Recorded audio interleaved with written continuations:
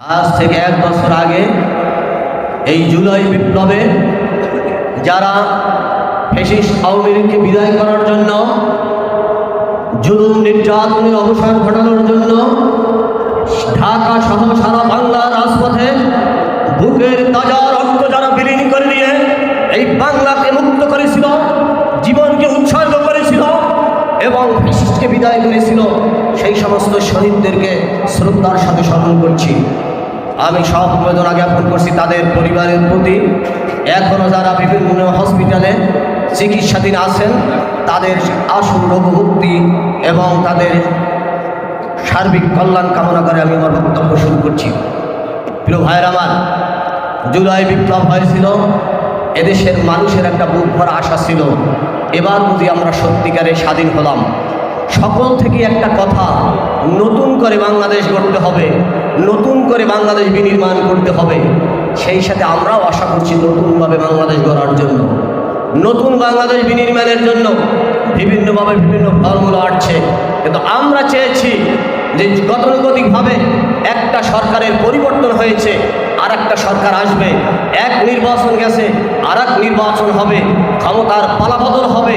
এই যেন নির্বাচন আবার হোক, মানুষ আবার আগের অবস্থায় ফিরে যাক। ইসলামী আন্দোলন বাংলাদেশ এবং ইসলামী আন্দোলন বাংলাদেশের মোহতারাম আমির হযরত পীর সাহেব চরমনাই তিনি এ ধরনের কোনো পরিবর্তন তিনি চাননি এবং তার আশাও করেন নাই।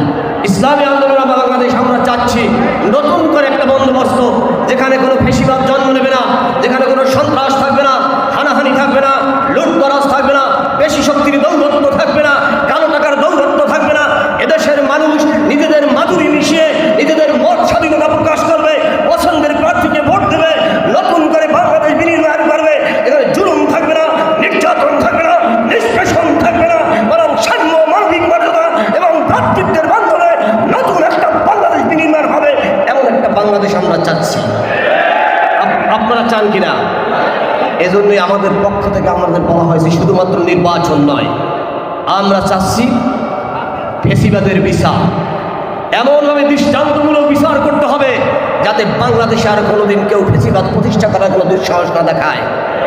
আমরা চাচ্ছি সংস্কার, এই রাষ্ট্রকে এমনভাবে সংস্কার করতে চাচ্ছি, সাজাতে চাচ্ছি যাতে করে ভবিষ্যতে কোনো একক আধিপত্য, জনগণের বাক স্বাধীনতা, ভোটের স্বাধীনতা, তাদের মতামতের স্বাধীনতা কেউ কেড়ে নেবে এমন কোনো সরকার যেন আবার প্রতিষ্ঠিত না হয়, একক কোনো আধিপত্য যেন কারো প্রতিষ্ঠিত না হয়। এজন্য আমরা সর্বক্ষেত্রে আমরা সংস্কার চেয়েছি।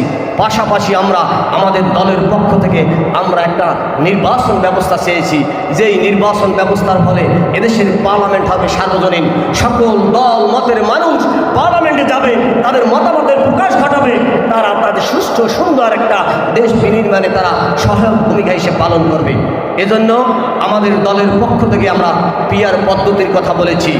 আমরা বলেছি পিআর পদ্ধতি, অনেকেই বলতেছেন একটা নতুন একটা জিনিস, কিন্তু আমরা দেখেছি, আপনারা যদি গবেষণা করেন দেখবেন বিশ্বের 170টা দেশে নির্বাচন হয়, সেই 170টা দেশের ভিতরে 91টা দেশে এই পিআর পদ্ধতি প্রচলিত আছে। যেটাকে যদি আমরা পার্সেন্টেজের আকারে করি তাহলে 54%, শতকরা 54% দেশে এই পিআর পদ্ধতি আছে। বিশ্বে যাদেরকে আমরা আইডল মডেল মনে করি, উন্নত বিশ্বের একটা সংস্থা আছে সিইডিস। এই উন্নত বিশ্বের আওতায় আপনার 36টা দেশ আছে, তার ভিতরে 25টা দেশের ভিতরে এই পিআর পদ্ধতি চালু আছে। পরিসংখ্যানে দেখা গেছে বিশ্বের সুখী দেশ, অপ্রাপ্ত দেশ যারা উপরের দিকে 10টা দেশ, তার ভিতরে সুইজারল্যান্ড, নিউজিল্যান্ড, নরওয়ে, সুইডেন, এই সমস্ত যে আপনার ইউরোপের কান্ট্রিগুলো যেখানে অপরাধ একেবারে নিম্নের কোঠায়, সেই সমস্ত দেশগুলোতে পিআর ব্যবস্থা আছে। সুতরাং এই পিআর ব্যবস্থা বর্তমান সময়ের দাবি, সুখী সমৃদ্ধশালী একটা দেশ গড়ার একটা দাবি, ফ্যাসিবাদ মুক্ত একটা দেশ গড়ার দাবি। কিন্তু একটা বড় দল তারা এইটার বিরোধিতা করছে। কেন করছে আমরা জানি না। আমরা তো বলতেছি আপনাদের সমর্থন যখন বেশি, পিআর ব্যবস্থা হলে আপনাদের আসলে তো আপনারা বেশি পাবেন, আপনারাই তো ক্ষমতায় যাবেন, সংখ্যাগরিষ্ঠ আপনাদের তো বেশি, তাহলে আপনাদের বাধা কোথায়? আমরা যারা ছোট দল আমাদেরকে বলেন আমরা হয়তো কিছু পাবো, তাদের তো আপনাদের ক্ষমতায় যাওয়ার কোনো বাধা নেই। তাহলে তারা কেন বাধা দেয়? এখানে উদ্দেশ্য মতলব তাদের খারাপ, অর্থাৎ এদেশের ক্ষমতা সম্পূর্ণরূপে তারা কুক্ষিগত করবে, তাদের বিরুদ্ধে কথা বলবে, পার্লামেন্টে একটা গঠনতান্ত্রিক ভূমিকা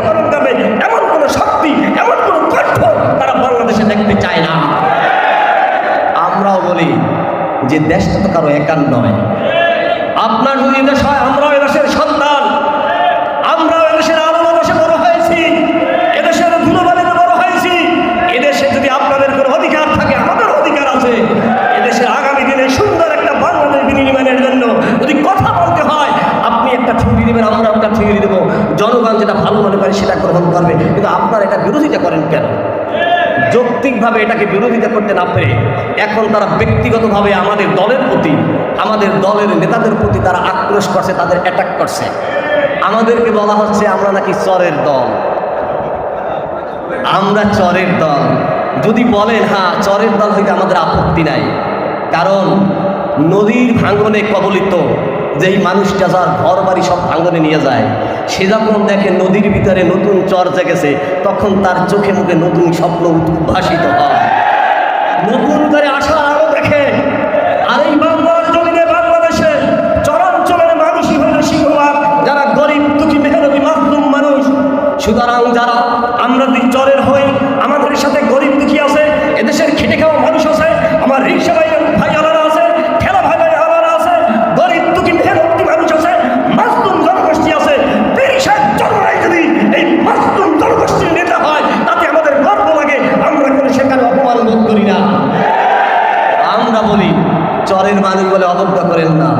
এদেশের কিংবদন্তি মজলুম জননেতা মাওলানা ভাসানী, তিনি যে কিন্তু চরের মানুষ ছিলেন, ভাসান চরের মানুষ ছিলেন তিনি।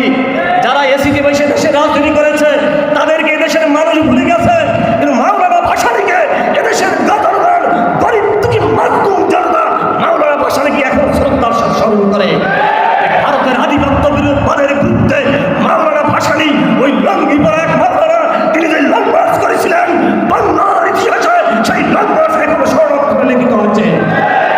আর 1400 বছর পরে, 50 বছর পরে আর এক চরের নেতা পীর সাহেব চরমরাই, ওই লঙ্গি পরা নেতা, তিনি বাংলার মানুষকে ডাক দিয়েছেন, এসো নতুন করে বাংলাদেশ গঠন হবে, লুটেরাদের হাত থেকে বাংলাকে মুক্ত করতে হবে, ফেসিয়াদের হাত থেকে বাংলাকে মুক্ত করতে হবে। এদেশের রিক্সাওয়ালা, ভ্যানওয়ালা, তাঁতি, কামার, কুমার, সর্বশ্রেণীর মেহনতি মানুষ, মাসলুম মানুষ পীর সাহেব চরমরাই সে আহ্বানে সারা দিতে প্রস্তুত।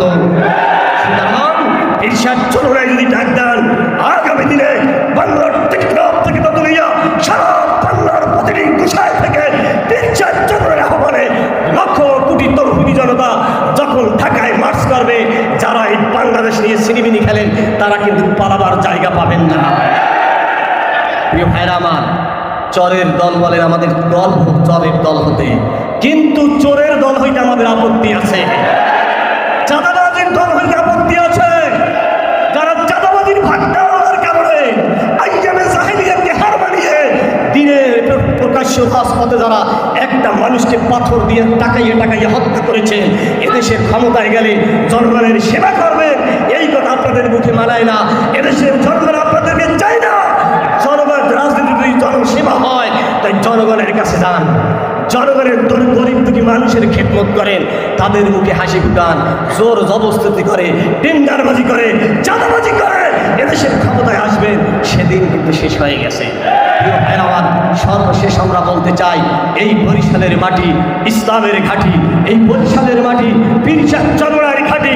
যুব আন্দোলনের কাছে আমাদের প্রত্যাশা, আপনারা আগামী দিনে ইসলামী আন্দোলনকে আপনারা নতুন করে নেতৃত্ব দেবেন। সুতরাং আপনাদের নেতৃত্বকে চৌকস করুন, সংগঠনকে বিস্তৃত করুন, মজবুত করুন, যাতে করে আমাদের মোহতারামের আমিরের ডানে থেকে, বামে থেকে, সামনে থেকে, পিছনে থেকে আমরা দুর্পথ প্রাচীর করে করতে পারি। বরিশাল প্রশাসনকে আমাদের মোহতারাম রায় বাবির সাইকে চরমরাইকে উপহার দিতে পারি।